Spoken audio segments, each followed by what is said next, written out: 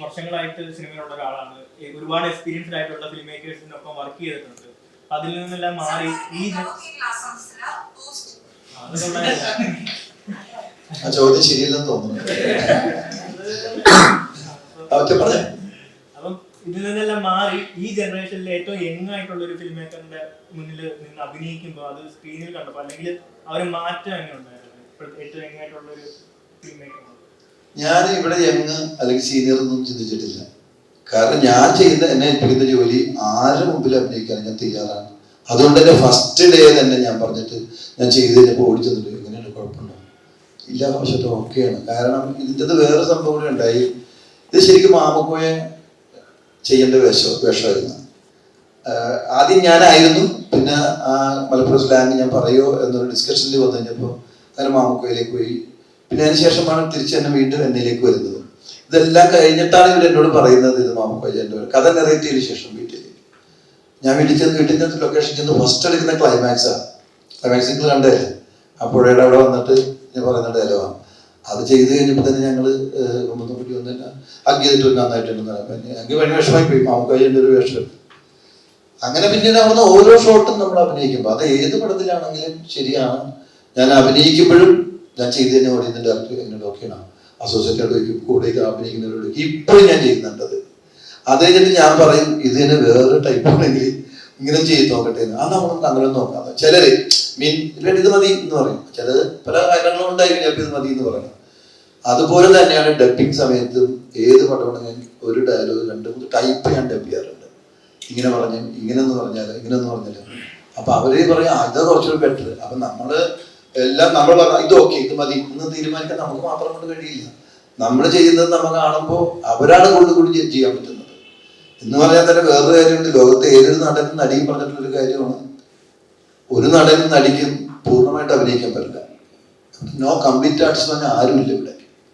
കാരണം എന്താ വെച്ചാല് നമ്മൾ അഭിനയിച്ച സംഭവം നമ്മൾ സ്ക്രീനിൽ കണ്ടു കഴിഞ്ഞാൽ അവിടെ കുറച്ചുകൂടി നന്നാക്കായിരുന്നു എന്ന് വേൾഡ് ടോക്കാണത്. അവിടെ ഒരിക്കലും പൂർണ്ണമായിട്ട് അഭിനയിക്കാൻ പറ്റില്ല. അതേപോലെ ഇപ്പം തിയേറ്ററുകൾ കുറവാണെന്ന് പറഞ്ഞു, നല്ല സിനിമകൾ മറ്റു സിനിമകൾ ഓടുന്നുണ്ട്. ഇപ്പം അതില് ബ്രഹ്മയൊക്കെ എടുത്ത് നോക്കുകയാണെങ്കിൽ അർജുൻ അശോകൻ നായകനായ ചിത്രമാണ്. അപ്പം അതിനെപ്പറ്റി എങ്ങനെയാ വീട്ടില് അർജുനായിട്ട് സംസാരിച്ചോ? അല്ല, എനിക്ക് വളരെ ഇഷ്ടപ്പെട്ടു. എനിക്ക് ആ പടം തന്നെ ഇഷ്ടമായി. എല്ലാ ഗംഭീരമായിട്ട് അഭിനയിച്ചു, എല്ലാ സൈഡും ഗംഭീരമാണ് അതിന്റെ. അപ്പൊ അത് ഓരോ തരത്തിൽ പറയാൻ പറ്റില്ല. മോഹനിൽ നിന്ന് ഒരിക്കലും ഞാൻ അത്രയും നല്ല പെർഫോമൻസ് ഞാൻ പ്രതീക്ഷിച്ചില്ല. കാരണം ഈ പടം അഭിനയിക്കാൻ പോകുമ്പോഴും അച്ഛൻ ഞാൻ പോകുന്നു അതിന്റെ പടമാണ്, അതിനെക്കുറിച്ച് വിശദീകരിച്ച് എന്നോട് പറയുമൊന്നുമില്ല. ഞാൻ ഇടയ്ക്ക് വിളിക്കും, എവിടെയാണ്, എങ്ങനെയുണ്ട്, എന്തായിരുന്നു എന്നത് കുഴപ്പമില്ല അങ്ങനെ പറയുള്ളൂ. എല്ലാം ഗംഭീരത്വം ഒരിക്കലും പറയില്ല. കുഴപ്പമില്ല അച്ഛൻ, കഥ വീട്ടിലൊന്നും ഒരു കഥ പറഞ്ഞിട്ട് അത് പോകണം, എങ്ങനെയുണ്ട് കഥ, കുഴപ്പമില്ല എന്ന് പറയുള്ളൂ. അവിടെ സെറ്റിൽ വിളിച്ചാലും കുഴപ്പമില്ല നന്നായിട്ട് പോകുന്നു ഇങ്ങനെ പറയുള്ളൂ.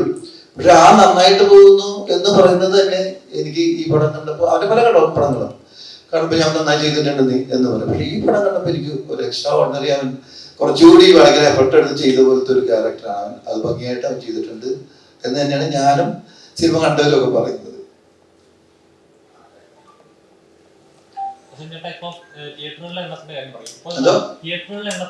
മലബാർ റേഞ്ചിലോട്ട് അവർക്ക് ഇച്ചിരി കണക്ട് ചെയ്യാൻ പറ്റുന്നുണ്ട് ഈ സ്റ്റോറി. ഈ പറഞ്ഞ ചാലിയറിന്റെ കേസ് മണ്ഡലത്തിൽ അവർക്കൊക്കെ ഇച്ചിരി കണക്ട് ചെയ്യാൻ പറ്റുന്നുണ്ട്. ഇത് ഇങ്ങനത്തെ ഒരു സ്റ്റോറി നല്ലൊരു സിനിമയാണെങ്കിൽ കൂടി അങ്ങനെ എന്താ പറയാ എല്ലാവർക്കും നോട്ടബിൾ ആയിക്കുന്നില്ല എന്ന് പറയുമ്പോൾ തന്നെ പ്രൊഡ്യൂസറിന് ഉണ്ടാകുന്ന ഒരു നഷ്ടമുണ്ടല്ലോ. അല്ല, ഇത് ശരിക്കും ഇവിടെ കഥ മനസ്സിലാവാഞ്ഞിട്ടുള്ള കുഴപ്പം കൊണ്ടൊന്നുമില്ല. ഞാൻ ഇന്നലെ സത്യം പറയാം, ഇന്നലെ ഒരു തിരക്കഥാകൃത്ത് തന്നെ ഞാൻ വിളിക്കേണ്ടി വന്നു. അത് വേറൊരു കാര്യത്തിലുണ്ട്. വിളിച്ചിട്ട് പറഞ്ഞു, അപ്പൊ ആദ്യം പറഞ്ഞ വെച്ചാല് പ്രമേയവും കണ്ടു, ഞാൻ പറയാൻ വിട്ടുപോയി, നന്നായിട്ടുണ്ടെന്ന് പറഞ്ഞ് മറ്റത് കണ്ട് ഇത് കണ്ടത്. ഞാൻ ആ കടകൻ കണ്ട അത് ഇറങ്ങിയാണ് എന്റെ കല്യാണ സത്യം എന്നോട് ചോദിച്ചത് ഇന്നലെ. ആളുടെ പേര് ഞാൻ പറയുന്നില്ല. അത് ഇറങ്ങിയോന്ന് ചോദിച്ച പലരും ഉണ്ട് ഇങ്ങനെ. അപ്പൊ ആളിലേക്ക് എത്തിയിട്ടില്ല. ഇത്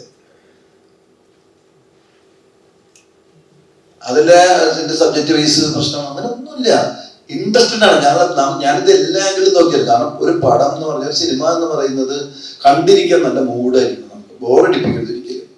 അവിടെ ശരിയായി ഇവിടെ ശരി അങ്ങനെ കണ്ടു കഴിഞ്ഞാൽ സിനിമ ഒരു സിനിമയും കാണാൻ പറ്റില്ല, ഒരു സിനിമയും നമുക്ക് കാണാൻ പറ്റില്ല അത്രയും ഇതായിട്ട്.